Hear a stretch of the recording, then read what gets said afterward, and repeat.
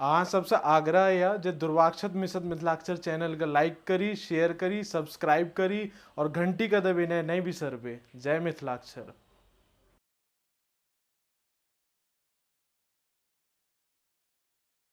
नमस्कार।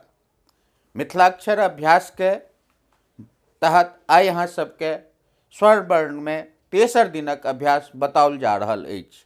आओ तेसर दिनक अभ्यास देखू केना हम लिख रहल छी।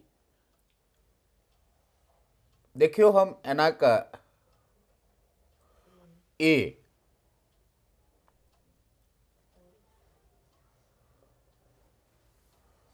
ऐ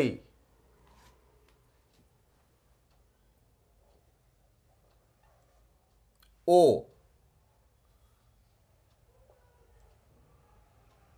औ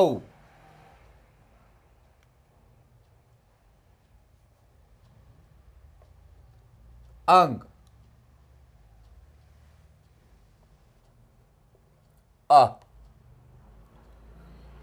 अब ई देवनागरिक में एकर रूप देखियो ए ऐ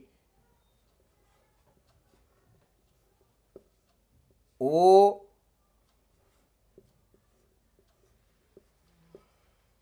औ अंग अ। तेसर दिनक अभ्यास में अहाँ सब देखलहुँ ए ऐ ओ औ अंग अ। नमस्कार।